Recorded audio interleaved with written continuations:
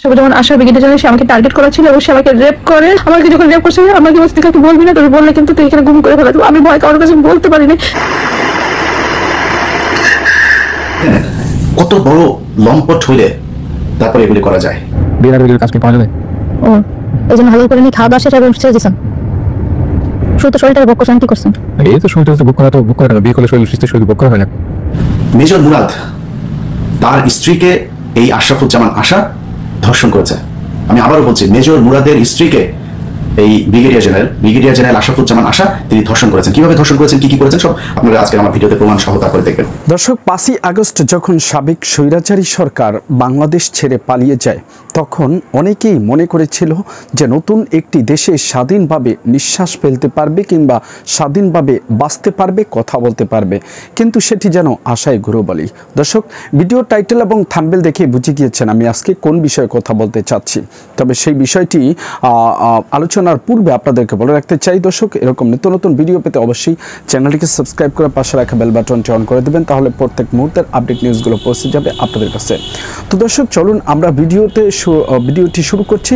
তার আগে দর্শক, আপনাদেরকে একটু স্মরণ করিয়ে দিতে চাই যে বাংলাদেশের 2000 ছাত্র প্রাণ দিয়েছে এবং 2000 ছাত্রের পিতামাতা তারা একটি আশা লালন করছে অন্তরের ভিতরে যে একটি নতুন বাংলাদেশ হবে, যেই বাংলাদেশে সকল শ্রেণীর মানুষ নির্বিচারে আর কখনোই কোনো রকমের জুলুম নির্যাতনের শিকার হবে না, কোনো চাঁদাবাজের শিকার হবে না। কিন্তু বিগত 17 বছরকে ছাড়িয়ে গিয়েছে মাত্র 11 মাসেই। দর্শক, এইরকম বাংলাদেশ কি চেয়েছিলেন? বিস্তারিত আজকের ভিডিওতে দেখুন কি বলছেন সেই ভিডিওতে।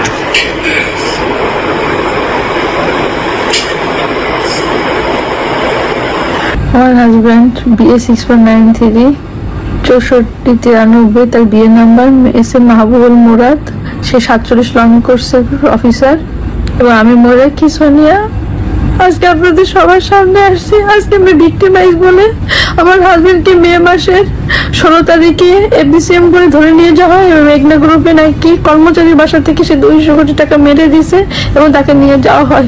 এরপর থেকে আমার জীবন যুদ্ধ শুরু হয়েছে এবং আমি বাসা থেকে আমার 25 মিনিটের সময় দেওয়া হয় এবং বের করে দেওয়ার কথা বলা হয়, কিন্তু আমি বের হয়ে যেতে পারার জন্য রাত দুপুরবেলা আমি ছুটাছুটি করা শুরু করে দিই, কিন্তু কোনো কাজ আর কোনো কিছুই আমি করতে পারি না। তখন আমাদের সবাই মিলে ওনাদের পা হাতটা জড়াজড়ি আমি থাকার চেষ্টা করি। তারা আমার করোনা করে বলছে যে থাকেন সেইখানে, যে আমি যে তাদের যে টার্গেট ছিলাম এটা আমি জানতাম না এবং আমি বুঝতে পারি নাই।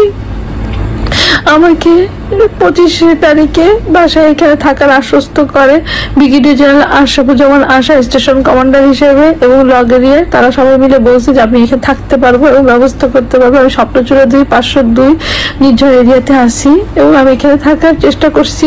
তারপরে তারা আমাকে দিয়ে এখানে রাখার কিছুদিনের মধ্যে আমার 7 জুন আমি আশরাফুজ্জামান আশা ব্রিগেডিয়ার জেনারেল, সে আমাকে টার্গেট করা ছিল এবং সে আমাকে রেপ করে। আমাকে যখন রেপ করছে আমাকে বলছে তুই কাউকে বলবি না, তুই বললে কিন্তু তুই এখানে গুম করে ফেলা। আমি ভয় কারোর কাছে বলতে পারিনি, কারণ আমার কোনোভাবে কোনো আত্মীয় স্বজন বাপ মা কেউ বেঁচে নাই, আমার বাবা মরে গেছে, কেউ নাই আমার। আমি কত বাধ্য হয়েছি, আমি কি ভয় দেখে নিয়েছি আমার মেয়ে ছোট বাচ্চারা কার কাছে, কেউ তো নাই। পরে তাকে আমি 10 জুন আমাকে জোরপূর্বক আমাকে ভয় পেতে দেখে কনভিন্স করার পরে সে আমাকে ডিভোর্স দিয়েছে। তারপরে আমি তাকে বিয়ে করছি এবং সে আমাকে বিয়ে করছে। পরের দিনে 11 জন সে আমাকে বিয়ে করছে। বিয়ে করার পরে সে তার মতো, আমি আমার মতো আসি, এবং তারপরে সে আমাকে ওই স্ত্রী অধিকার নিয়ে ভোগ করে। সে আমাকে ফ্যাসিলিটি তো দেয়ই নাই, কোনো কিছু করে না। যখন বলে আপনি তো আমার গার্জেন, আপনি আমার ব্যবস্থা করবেন। এরপরে জানাজানি হয়, আমি প্রেগনেন্ট হয়ে যাই। যখন সে বুঝতে পারে আমি প্রেগনেন্ট, তারপরে সে ব্যবস্থা করে বলে যে এখনই ব্যাকডেটেড করে তালাকের কাগজ রেডি করতে হবে, তা না হলে সমস্যা আছে। তার চাকরির সমস্যা আমার বন্ধু বান্ধবদের দিয়ে সে তালাকের কাগজ আনার ব্যবস্থা করে দিয়ে সে ওইটা চাকরি নিয়ে কি করছে আমি জানি না। এর পরবর্তীতে যখন আমি বুঝতে পারি যে সমস্যা একটার পর একটা বাড়তেছে এবং কমতেছে না, তার বোন, তার 2 বোন, তার ওয়াইফ এবং সে সহ বাসায় এসে আমাকে মারধর করে আমার বাচ্চা অ্যাবর্শন হয়ে যায় এবং ঘরের মধ্যে আমার গর্ভপাত হয়ে যায়। এবং আমি ভয়ে বলি না এবং তখনও বলে যদি বলে দিস তাহলে তোকে মেরে ফেলা যাবে, তোর বাচ্চা কোন করে। আমি এটা বলতে পারিনি, কারোর কাছে বলতে পারি। সে প্রমাণিত হয়েছে যে আমি প্রেগনেন্ট ছিল 6 weeks। আমাকে অমানসিক নির্যাতন করা হয়েছে। গত বছর আমাকে দেখেন মেরে এইখানে মাথার গোবর ফুয়ে দিয়েছে, যত তার কথা লাজে হয়নি।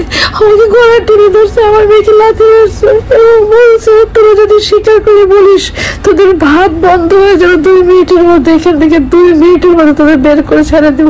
কালকে আমি আর্মির ভিতরে বহুত কমপ্লেন দিয়েছি, বহুত জানার চেষ্টা আছে, কোনো ধরনের কোনো ফ্যাসিলিটি আমি পাইনি, কোনো কিচ্ছু পাইনি, আমি কিচ্ছু পাইনি, আমার কোনো জাস্টিস পাইনি। কালকে আমি আর্মিতে রিপোর্ট করতে যেতে চাচ্ছি, জানি না আমি ফিরে আসবো কিনা, কোনো কিছু হবে কিনা। আমি সবার কাছে আমি আবেদন করছি, আমি জানি না চেঞ্জ করছি, আমি কিছু করতে পারিনি। আমার বাসায় খাবার নাই, আমি না খেয়ে মরে যাচ্ছি। আমার সামাজিক ভাবে আমার চাকরি বাকরি নেই, আমার বাচ্চা নিয়ে কিভাবে চলবো আমি জানি না। আমার আপনারা বাঁচান, আমি কিভাবে থাকবো আমি জানি না। তার সাথে সে বলছে আমাদের তার ডিজিএফআই লগেরিয়া তাকে সাপোর্ট দিচ্ছে, তাকে কেউ আটকাতে পারবে না, তাকে কোনো কিছু শাস্তি দিতে পারবে না। আমি কাউকে ভরসা করতে পারতেছি না। আমি শুধু আমার বাচ্চাটা জন্য বেঁচে থেকে আমি যদি মরেও যাই, আমার বাচ্চাটাকে আপনারা দেখে রাখেন। এই জন্য আজকে আমি আপনাদের সবার সামনে এসে বলতেছি আমাকে বাঁচান। আমার যদি কিছু হয়ে যায় এই সেনাবাহিনীটাই আমার, এই আশরাফুজ্জামান আশা ব্রিগেডে যাবে, উনি 36 লং করছে, উনি এখনো দায়িত্বে আছে, সার্ভিং অফিসার। আজকে আমরা বিয়ে করে বিয়ের অধিকারে বয়ের মর্যাদা দেয় নাই, উল্টো মারধর করে আমাকে কিছু রাখে নাই। আমি যখন বলছি আমার জীবনে কেন আপনি এটা করলেন, অনেক মেয়ে তো ছিল এবং তার স্বীকারোক্তি আছে, সে আরো মেয়েদের সাথে সম্পর্ক করছে, তার সাথে আমি ভালো আচরণ করে করছি, কিন্তু তাতে কোনো কিছু হয়নি। তার ওয়াইফ সবকিছু জানে, সবকিছু বোঝে, আমি সবাই মিলে করছি। যখন বিয়ে করছে তখন বলছে তার বউ ছিল না, আমি জানতাম না। পরবর্তীতে দেখি তার সবকিছু আছে। বলতে পারেন আপনি জানতেন না কেন? আমি জানার চেষ্টা করিনি, কারণ আমি এত কিছু আমার স্বামীরে নিয়ে, এত কাহিনী নিয়ে, আমার বাবা মরে যায়নি, আমি নিজে অসুস্থ হয়ে বলছি, আমি কিচ্ছু জানতাম না। আমাদের বাঁচান, আপনারা জাস্টিস চাই, আমি আপনাদের সবার কাছে বিচার চাই। আজকে আমার বড় ব্রিগেডিয়ার জেনারেল বলে তার আজকে এত ক্ষমতা, তার আজকে এত পাওয়ার, নাহলে আমার কি হবে আমি জানি না। শুধু আমার মেয়েটাকে বাঁচিয়ে রেখে আপনাদের কাছে শুধু এতটুকু অনুরোধ। ইলিয়াস ভাই, আমি আপনার কাছে ভিডিওটা পাঠাচ্ছি, আপনারা একটু দেখে দেখেন। আমি জানি না আমি কতটুকু সঠিক বা ভুল, আমার যদি কিছু ঘুম করে, কালকে যদি কিছু হয়ে যায়, আমি কিছু জানি। ইলিয়াস ভাই, আপনি দেখে রেখেন আমার বাচ্চাটা। আর্মি আপনাকে লয়ারের মাধ্যমে ভিডিওটা পাঠিয়েছি, আপনারা শুধু একটু দেখে রেখেন। আমি জানি না এর কতটুকু বিচার সালিশ আমি পাবো, আমি মরে যেতে পারি। আমাকে যেভাবে অ্যাসল করা হয়েছে, যেমন আসামি উনি যেভাবে বসে মরে যাবো। আপনারা একটু দেখে রেখেন আমার বাচ্চাটা। আপনাকে সাকুল আবেদন, ইলিয়াস ভাই, আপনারা জানিয়ে রাখলাম। আসসালামু আলাইকুম। এতক্ষণ যেটা দেখলেন এটা জাস্ট একটা ট্রেলার। মূল ঘটনা আজকের ভিডিওতে আপনারা দেখবেন। যার কান্না শুনলেন তিনি একজন ব্রিগেডিয়ার জেনারেল, এর নাম হচ্ছে আশরাফুজ্জামান আশা।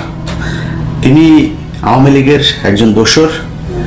আওয়ামী লীগের বর্তমান যেই সেনা প্রধান আছেন, আওয়ামী লীগের সেনা লীগের প্রধান ওয়াকারের অত্যন্ত আস্থাভাজন, গুরুত্বপূর্ণ জায়গাতে আছেন তিনি। এই ব্যক্তি যেই কাজ করেছেন এটা পৃথিবীর ইতিহাসে সেনাবাহিনীর মতো সুশৃঙ্খল কোনো বাহিনী তো বহু পরের কথা, সবচেয়ে জঘন্য কোনো সংগঠন, কোনো সংস্থা তাদের পক্ষে সম্ভব না। 25শে ফেব্রুয়ারির পর থেকে বাংলাদেশের সেনাবাহিনী যা করেছে, সেনাবাহিনীর ভেতরে যা ঘটেছে, এটা সভ্য কোনো সমাজে ঘটতে পারে না। নিজেদের ক্যান্টনমেন্টের ভেতরে নিজেদের লোকজন তারপরে আটকে রাখা হয়েছে বছরের পর বছর। তারা 5 তারিখের পরে এখনো পর্যন্ত চেয়ারে আছে। আরে ভাই, সবার মানে গণ ইস্তফা দেওয়ার কথা, যে আমরা পারিনি, আমার ভাইদেরকে, যে ভালো মানুষ তারও দেওয়া উচিত। এই সেনাবাহিনীর অফিসার একটাও থাকা উচিত না। আপনার ভাইরা আপনার ক্যান্টনমেন্টের ভিতরে আপনার তাদেরকে বন্দি করে রাখা হয়েছে, আপনি বাঁচাইতে পারেন। আপনার মতো বালের এই বাহিনী দিয়ে আমি কি করব? তারা এটা করেছে।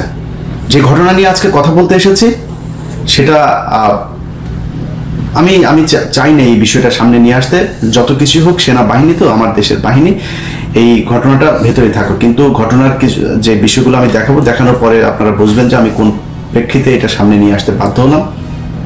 বিষয় হচ্ছে মেজর মুরাদ 25শে ফেব্রুয়ারির পর থেকে সেনাবাহিনীতে যখনই কেউ আওয়ামী লীগের কথা শুনে নাই, আওয়ামী লীগের পক্ষে কাজ করে নাই, ভারতের পক্ষে কাজ করে নাই, তাদেরকে টার্গেট করে করে তারপরে বিভিন্ন ক্রাইমের সাথে জড়িয়ে দেওয়া হয়েছে, জড়িয়ে তাদের বিরুদ্ধে মামলা দেওয়া হয়েছে।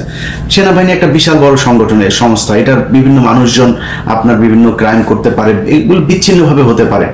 সামষ্টিকভাবে এই পুরো সেনাবাহিনীর নিয়ন্ত্রণ নিয়েছিল ক্রিমিনালরা, যারা ভারতের পক্ষ হয়ে আমার বাংলাদেশকে তাদের কাছে ইজারা দিয়েছিল। সেই লোকগুলোই সেনাবাহিনীর মূল মূল পদগুলোতে বসেছিল এবং এই তাদের মধ্যে এই আশরাফুজ্জামান আশা তিনি একজন।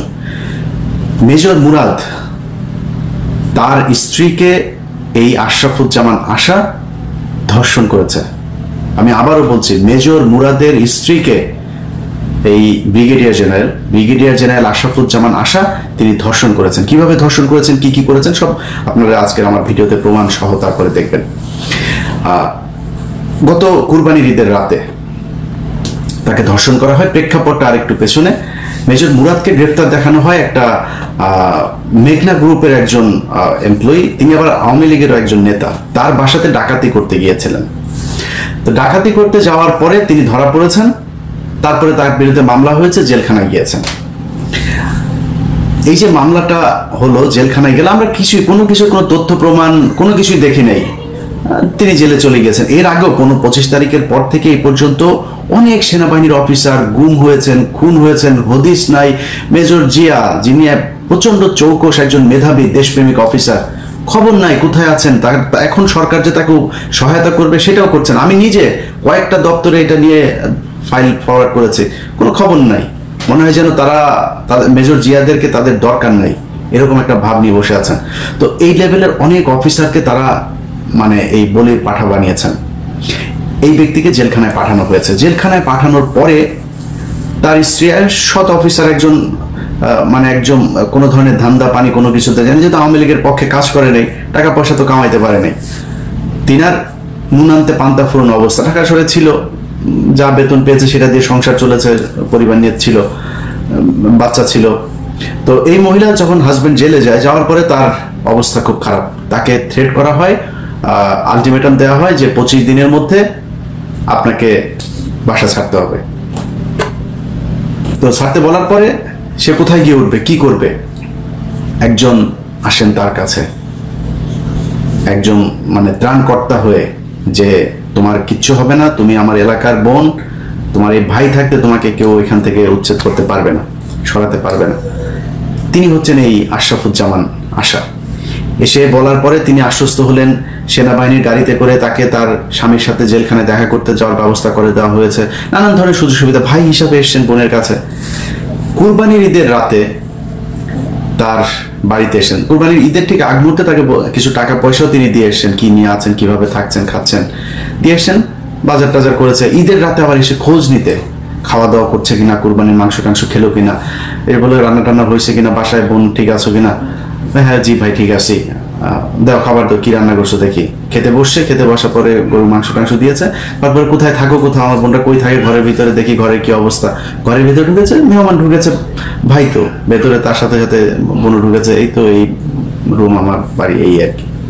হঠাৎ করে ঝাপটে ধরে তাকে ধর্ষণের চেষ্টা করে। ধর্ষণের চেষ্টা করার পরে এক পর্যায়ে তার শরীরের কাপড় টাপড় সবকিছু খুলে ফেলে এবং ঠিক মানে মাঝামাঝি একটা অবস্থাতেই তার মেয়ে ছিল ওই রুমে, মহিলার চিল্লাপাল্লা শুনে তারপরে তার মেয়ে ওই রুম থেকে আসে। ওই মেয়ে যখন এসে দরজা খুলে তখন সে খুব তাড়াহুড়া করে উঠে ওই বাসা থেকে চলে যায়। পাঞ্জাবি পরে এসেছিলেন ভদ্রলোক সাহেব। তো আসার পরে এই ঘটনার পরে সে গিয়ে যেই প্রথম যে ভিডিওটা আপনারা কান্নার ভিডিওটা দেখলেন, সেই ভিডিওটা তিনি পাঠিয়েছেন, পাঠিয়ে তার কাছে মাপ চেয়েছেন, আমাকে মাফ করে দাও, আমি কান্না করছি, আমার খুব খারাপ লেগেছে, আমাকে শয়তান ধরেছিল, ধরে তারপরে এটা করিয়েছে, আমি এটার জন্য মাপ চাই। এখন এটার আমি তো যেহেতু পাপ করেই ফেলেছি, এর মাঝখানে ওই মহিলা ধর্ষণের ব্যাপারে তার কাছে হুমকি টুমকি দিয়েছেন, সেনাপ্রধানকে জানাবেন, বাইরে জানাবেন, এরকম জানানোর পরে সেই ভিডিওটা খুব মানে সুকৌশলে সে নাটক করে ভিডিওটা পাঠিয়েছেন। পাঠিয়ে তারপরে মহিলা কোনোভাবেই ছাড়বেন না, তার ব্যাপারে নালিশ করবেন। তো তিনি যখন বললেন যে দেখো তোমার স্বামী তো আসলে যে মামলা হয়েছে উনি তো বের হইতে পারবে না, তুমি একটা বাচ্চা নিয়ে আছো, আমার স্ত্রী নাই এবং আমার স্ত্রী মারা গিয়েছেন, বলে টলে তারপরে তাকে আস্তে আস্তে বুঝাইতে তারপরে তাকে রাজি করে যাতে আমরা বিয়ে করে ফেলি। বিয়ে করার পরে তাকে ভোগ করলো, ভোগ করতে করতে করতে করতে হঠাৎ করে কয়েকদিন পরে মানে সপ্তাহ দেড়েক পরে তারে ডিভোর্স দিয়ে দিয়েছে। ডিভোর্স দিয়ে দেওয়ার পরে আপনার তাদের একটা কনভারসেশন আছে। এই নায়ক আবার এর মাঝখানে যে ঘটনাগুলো ঘটিয়েছেন তার এই যে কয়দিন বিয়ে করার পরে যা এর মাঝখানে সে ওই নারীর ভেতরে তো মানে ওইভাবে প্রেম কাজ করতেছে না, কারণ তার হাজবেন্ড জেলে, একটা পর্যায়ে এসে তার হাজবেন্ডকে রেখে তাকে আরেকজনের সাথে নিজের মেয়েদেরকে নিয়ে যাতে রাস্তায় বসতে না হয় এই কারণে আরেকজনের কাছে এসছে, সে তো প্রেমের মুডে নাই।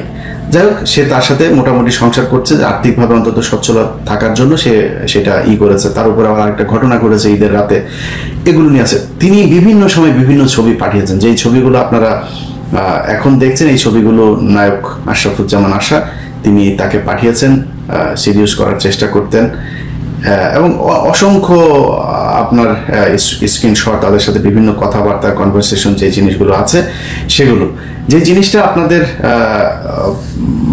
দেখাইতে চাই কত বড় বদমাইশ সেটা দেখানোর জন্য আপনাদেরকে তার এই নারীর সাথে কিছু কনভারসেশন শুনেন। বিশেষ করে তাকে যখন ডিভোর্স দেওয়া হয়, ডিভোর্স দেওয়ার আগের কিছু ঘটনা। আমার 21 বছরে 1 মাস হয়। দেখো, যার সঙ্গে মনের মিল হয় তার সঙ্গে বিশ্বাসের মিল হয়, শুধু এখানে শুধু শারীরিক সম্পর্কটা সবকিছু না, বুঝতে হবে। হ্যাঁ, সবকিছু মিলে আমার কাছে মনে হচ্ছে যে আমি তার সঙ্গে থাকতে চাই। তাকে কিন্তু আমি বলছি তোমার কথা, ঠিক আছে? কি বলছো? এই যেটা বললাম, তুমি আমার সাথে থাকতে চাও। আচ্ছা, তারপর সে শুনে কি বলছে? তারপর সে শুনে বলছে যে তাহলে তো আমি তোমার সঙ্গে থাকতে পারবো না, তোমার সঙ্গে আমার থাকা হবে না। মানে সে রুম থেকে বের হয়ে চলে যাবে, ঠিক আছে? তুমি বাইরে যাও না, তুমি আমার সঙ্গে থাকতে হবে না, বাকি স্লিপ ইন ইউর বেড, আমি তো কিছু করছি না। তো তারপরে তো তাকে অনেক কথা বললাম যে তুমি যে এদেরকে নিয়ে বাইরে গেলা, তোমাকে বসে দেবো না। আমি কি করলে এটা? How is it possible? আমাকে তো বলছে, আমাকে বলছে যে ভাবি এটা কি হলে করলো, ঠিক আছে? মানে এটাও খুঁজে বের করছে। হ্যাঁ, তোমার তো সবই আমার কাছে শুধু বলছে ভাবি এটা কি করতেছে, এটাই বলছে ভাবি এটা কি করতেছে, আমি কি করলো? তুমি যা করছো পানিটাকে খোলা করে, ঠিক আছে? তাহলে আমার হাজবেন্ড আরেকজনকে নিয়ে রাতে যখন করতেছে, আরেকজনটা কে? সে আরেকজনটাকে আমি জিজ্ঞাসা করছি। হ্যাঁ, তোমাকে সে আরেকজনটা কে? Who I am? সে উত্তরটা দাও। হু আই অ্যাম বলো, মাথা জায়গাতে না বলো। না, আমি তো তাকে জিজ্ঞাসা করি না, তোমার কাছে আমি জিজ্ঞাসা করছি হু আই অ্যাম, আরেকজনটা কে? আমি তো বলছি যে মানে সেটা আমার ওয়াইফ, তাকে তো বিয়ে তুমি জানো।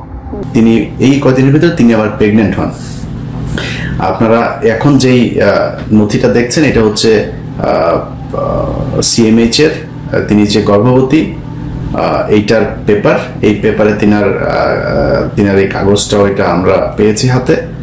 যে কাগজটা আপনারা দেখছেন এটা হচ্ছে সিএমএইচ এর, তিনি যে প্রেগনেন্ট হয়েছেন সেটার কাগজ। এবং এইটা যখন তিনি জানানোর পরে তাকে করা হয়, তাকে মারধর করা হয়। এই আশরাফুজ্জামান আশা, তার স্ত্রী, তার বোন এবং সাথে আরো কয়েকজন এসে এনার নাম হচ্ছে ময়ূর সোনাক্ষীর বাসায় আসেন, এসে তারপরে তাকে মারধর করেন, তার মেয়েকেও মারধর করেন। মারধর করে তাকে গর্ভপাত ঘটান। এই যে গর্ভপাত ঘটিয়েছেন এটার পরে তাদের সাথে দেখা হয় এবং উনি এই ভদ্রমহিলা কিছু রেকর্ড নেন, তাদের সাথে যে কনভারসেশন হয়েছে এই কনভারসেশনটা শুনলে তারপরে বুঝতে পারবেন যে এই ব্রিগেডিয়ার কত বড় মাপের একটা লম্পট এবং বদমাইশ, এবং কোনো মানে মানে ঢং টং কোনো কিছু না, মানে এমনিতেই বলে দিচ্ছেন অনর্গল তিনি, করেছি বিয়ে করি না, করেছি ছেড়ে দিয়েছি, ইচ্ছা হয়েছে তাই ছেড়ে দিয়েছি, এই টাইপের। আমি সেই অডিওটা একটু আপনারা শুনেন, তাহলে বুঝতে পারবেন যে সে কত বড় মাপের বদমাইশ। কি করবেন? নামও অনেক রাত রেখেছে। নামবো না তো আমি, কনভিন্স না হওয়া পর্যন্ত করবো না তো। আমি তো ধৈর্য ধারণ করে এতদিন ছিলাম, তো ধৈর্য ধারণ করার রেজাল্টে এটা হতে পারে না তো আমার সাথে। আচ্ছা ঠিক আছে, তোমার যেটা ভালো মনে করো, ভালো আমি যেটা করছি ভালো করছি।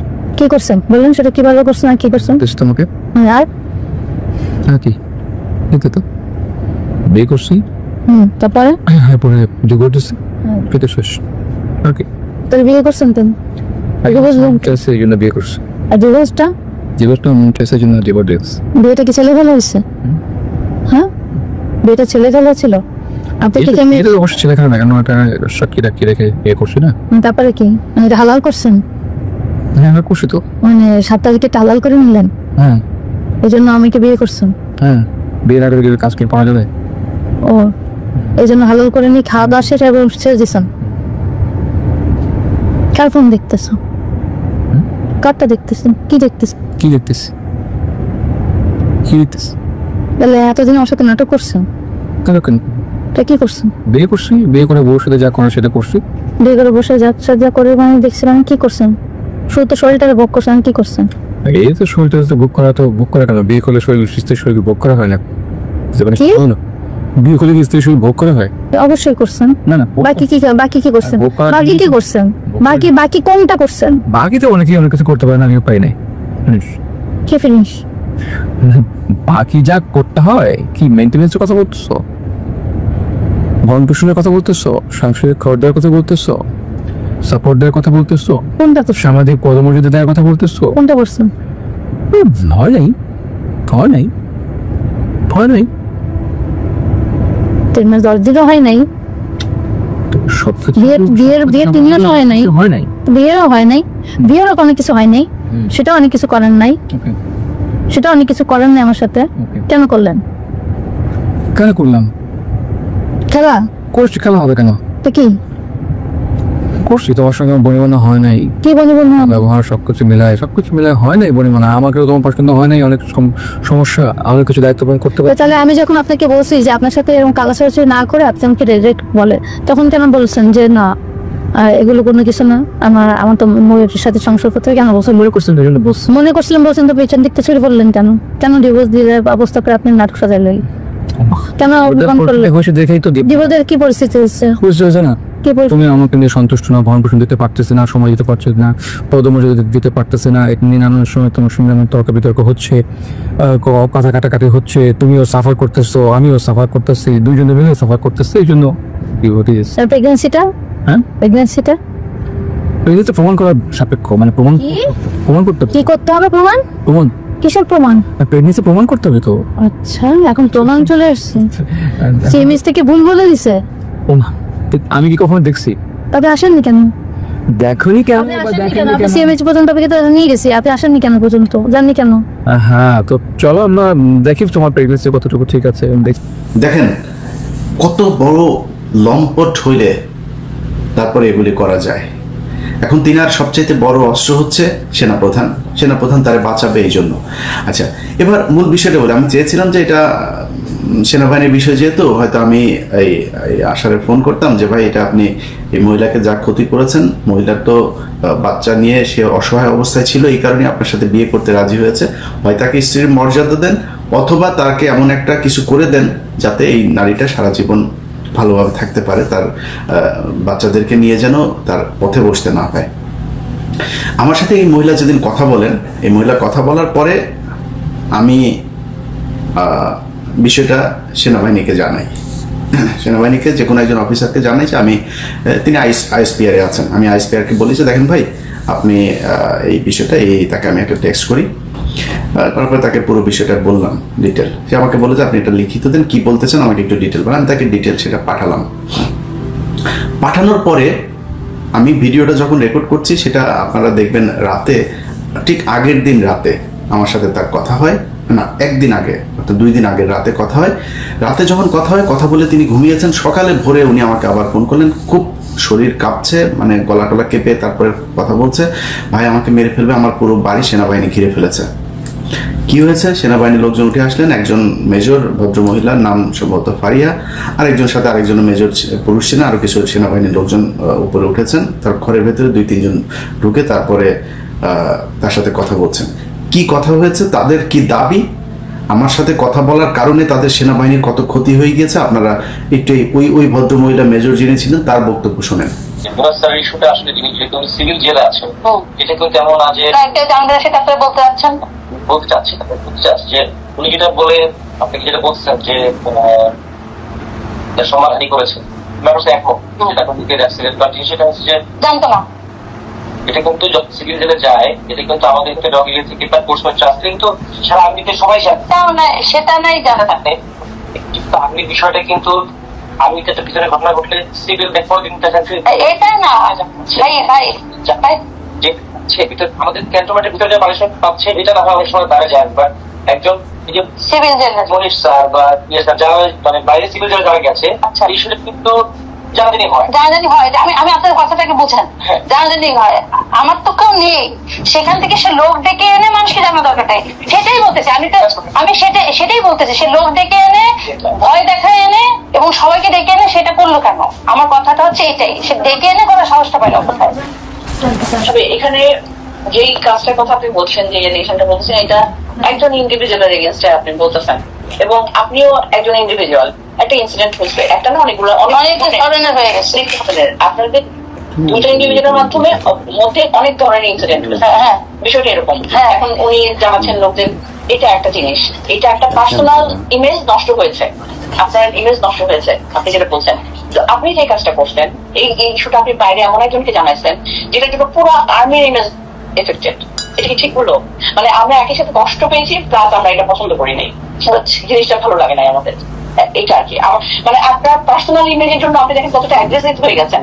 পুরো আর্মির ইস্যুটা তাহলে কি হবে? একজন মানুষের জন্য পুরো আর্মিকে এইভাবে কি আমরা প্রশমিত করবো? বলা উচিত। আপনি 24 বছর আর্মিতে, আর্মির সব বেনিফিট আমরা পাচ্ছি না ভাবে। আমি তো আমরাও আর্মিকে দিচ্ছি, বাট এর চেয়ে আরো 10 গুণ আর্মি আমাদেরকে দিচ্ছে, সম্মান বলেন সবকিছু, সিকিউরিটি। ক্যান্টনমেন্টের মতো জায়গা বাংলাদেশের কোথাও আছে যে এতটা সিকিউরিটি? মানে এটাই বলছি যে আপনি আপনার নিজের সম্মানের জন্য আপনি এতটা অ্যাগ্রেসিভ হয়েছেন, আর আপনি এমন একজনকে জানাইছেন ইস্যুটা যে পুরো আর্মির সম্মান প্রশমিত। এই জিনিসটা আমরা কষ্ট পেয়েছি এবং আমাদের ভালো লাগে না, আমরা ভালোভাবে নেই না। এটা জাস্ট এই মেসেজটা, এইটাই বোঝাতে আসছিলাম। আমি বুঝতে পারছি এইটা আর কি। মানে যাই হোক, আর উনি প্রসিডিওর আপনারা ফলো করেন, হয়তো স্যারের কমে আসবে, মকুব করে দিবেন স্যার, এটা তো আছে। তো এই জিনিস বিবেচনায় নিয়ে একটু এমন কোনো ফার্দার স্টেপ নিয়ে না যেন মানে আপনিও বিপদে পড়েন, মানে সবকিছু একটা ছেলেবেলা লেগে যায়। এই ইস্যুগুলো একটু মাথায় রাখেন। দেখেন, সেনাবাহিনীর এই ভদ্র মহিলার কথাবার্তা শুনে আমার কাছে খুব ভদ্রই মনে হয়েছে। আমি ওনার ব্যাপারে আমার কোনো ধারণা নাই কিরকম। দেখেন আপা, আপনি এবং আপনাদের সেনাবাহিনীর লোকজনদেরকে বলি, আপনাদের এত বালের সম্মান, আপনাদেরকে না মানুষ এখন দোচে না, একদমই পাবলিক দোচে না। আপনাদের মতো এরকম শুয়োরের বাচ্চা, এই ধরনের শুয়োরের বাচ্চা পৃথিবীর কোনো দেশের সেনাবাহিনী নাই। আপনারা সম্মান নিয়ে বাঁচেন, আপনাদের কিসের বালের সম্মান? আপনারা ঘুষ খান, এখন ধান্দাবাজি করেন, রাষ্ট্রের টাকা মারেন। আপনারা বালাইসা ওইদিকে এই কি বলে নারায়ণগঞ্জে, রূপগঞ্জে, ওইদিকে সাভারে, এইদিকে ঢাকার অর্ধেকটা আপনারা দখল করে এখানে বসে আছেন। আপনারা শুধু খাওয়া ধান্দাবাজি ছাড়ার কোনো, আপনাদের এত টাকা পয়সা আসে কোত্থেকে? একজন বিশাল জমিদার হয়ে যায়, একজন কর্নেল, একজন মেজর, ব্রিগেডিয়ার, সব ধান্দাবাজি। আপনারা এখন আর খুব ভালো জায়গা শেপে নাই। আপনারা এখন ঘুষ খান, ধান্দাবাজি করেন, মানুষ গুম করেন, খুন করেন, রাষ্ট্রের বিরুদ্ধে কাজ করেন। আপনাদের কিসের বালের ইয়ে? আপনাদের অফিসার আপনার এই ক্যান্টনমেন্টের ভিতরে গুম হয়ে থাকে। আপনারা কি বালের বাহিনী হয়েছেন? আপনাদের দোচে নাকি মানুষ এখন? দোচে আপনারা? কেউ দোচে না আপনাদেরকে। এত বাল সম্মানিত কোনো কিছু বাল হয়ে যান নাই, যা আপনাদের সম্মানহানি হয়ে যাচ্ছে এটা দিয়ে। সম্মানহানি ও যখন একজন আপনার এই মহিলা, মানে বাইরের কেউ, আরেক দেশের কেউ, এই মহিলা তো আপনার মেজরের স্ত্রী, আপনি সেনাবাহিনী তাকে ওন করেন না? আপনি কি করেছেন? এই যে গত 2-3টা মাস মহিলা ঘুরেছে আপনাদের পিছনে, আপনারা তার অ্যাপ্লিকেশনটা পর্যন্ত নিতে করেন নাই, অ্যাকসেপ্ট করেন নাই। সেনাপ্রধানের সাথে দেখা করতে চেয়েছে, আপনারা দেখা করতে দেন নাই, কারণ ওই ব্যক্তি আপনাদের লোক। আর যদি আপনি সম্মানের কথা চিন্তা করেন, আশা এতদিন ধরে চাকরিতে আসে কিভাবে? জানেন তো, বিষয়গুলো তো ভেতরে আপনারা জানাজানি করেছেনই অলরেডি। জানার পরে সে চাকরিতে আসে কিভাবে? তার বন্ধু শামস, ওইদিকে ডিজিএফআইতে আছে জাহাঙ্গীর, তারপরে আরো মহিলা কয়েকজনের নাম বলেছে, এগুলো কিভাবে আছে আপনার এখানে?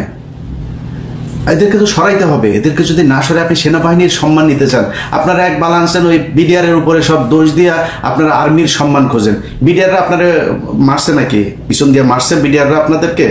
সেনাবাহিনীরা মারছে পিছন দিয়া? বিডিআর আপনারা করেন নাই, আকাম কুকাম আপনারা করেন নাই? বিডিআরের টাকা পয়সা, ওদের ডাল ভাতের টাকা পর্যন্ত মারছে ফকিন্নির বাচ্চারা কোথাকার। তোরা কিসের কিসের সোভার ক্লাস রে, কিসের সুপিরিয়র তোরা?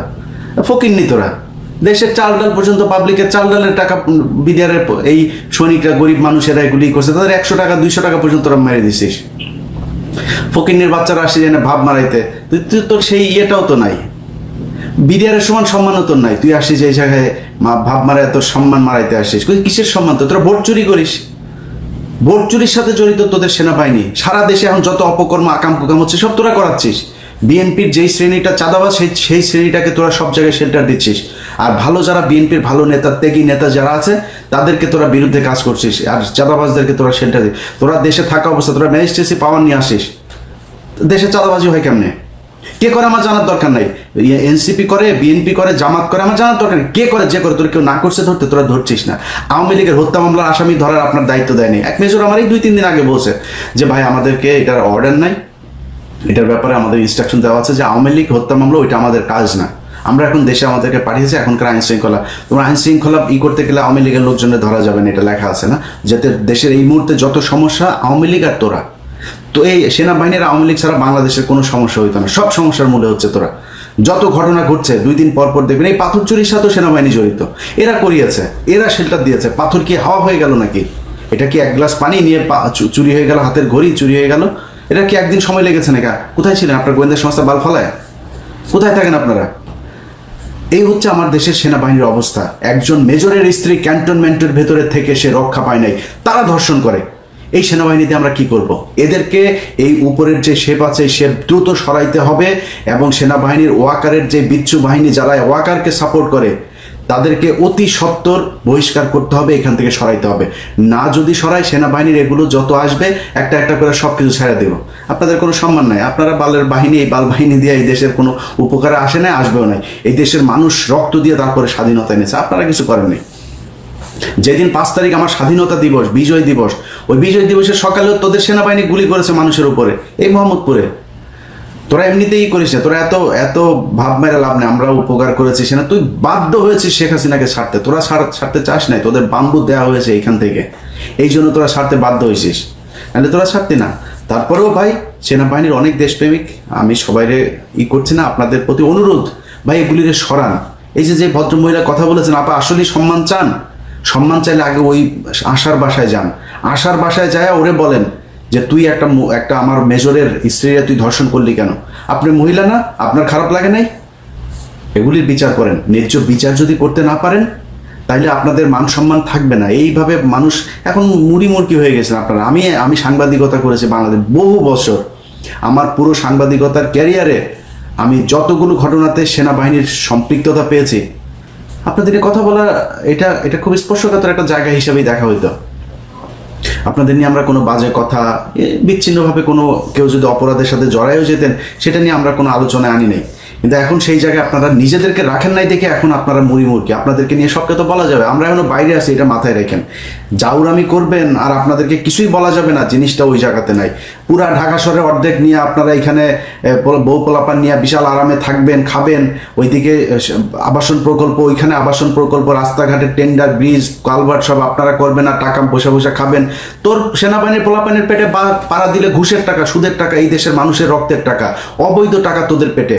তোদের অবস্থা এই দেশে কিছু কিছু পুলিশ অফিসার, আইনজীবী, কিছু কিছু লোকজনের যেরকম এই মানে ঢালাওভাবে যাদেরকে ঘুষখোর বলা হয় না, এদের পেটে যেরকম অবৈধ পয়দা হয়ে তারপরে বাপমার উপরে প্রতিশোধ নেয় আমরা বিভিন্ন সময় দেখেছি। ওই যে এক মেয়েকে দেখেছিলাম, একজনের এক পুলিশ অফিসারের মেয়ে, সে ঐশী, মনে আছে না? তোদের ঘরে ওইরকম ঐশী পয়দা হবে।